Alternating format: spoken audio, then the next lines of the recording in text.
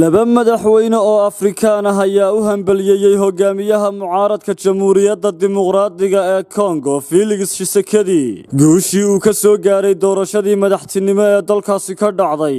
inkastoo midowga Afrika uu sheegay inuu shaki weyn ka qabo natiijada doorashadaasi maxkamadda dastuuriga ah ayaa xukumisay in Tshisekedi uu ku guuleystay doorashadii ka dhacday wadankaasi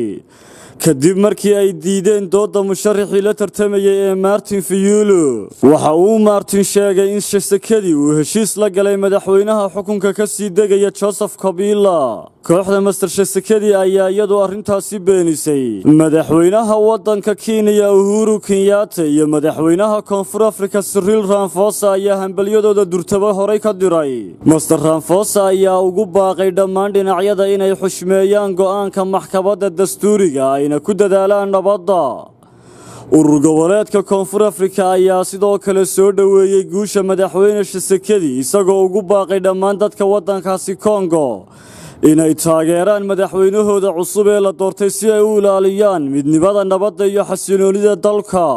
midowga Afrika oo la filayay inuu maanta oo Isniina wafdi u diro gudaha wadanka Suuriya ayaa haatan ka baaqsaday jimcihii waxa uu ugu baaqay maxkamadda wadankaasi inaysan ku dhawaaqin natiijada codbixinta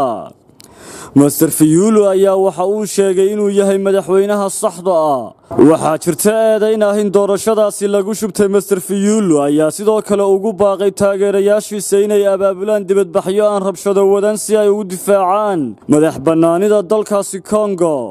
maxkamadda dastuuriga ayaa waxa ay sheegtay in Mr Fayulu uu ku guuldareystay inuu caddeeyo in guddiga doorashada uu ku dhawaaqay natiijo aan sax ahayn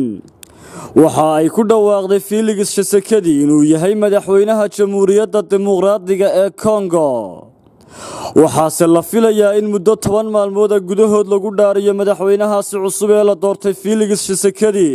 balse muranka ka dhashay doorashadaasi ayaa dhaawacay natiijadii la qabay inay noqoto tii ugu horeysay ee si nabada xilka loogu kala wareejiyo madaxweynayaal kala duwan tan iyo intii ay Congo xornimadeeda ka qaadatay dalka Belgiumka sanadkii 1960kii Saciid Axmed Tamreyse wararka telefishinka caalamiga ah Star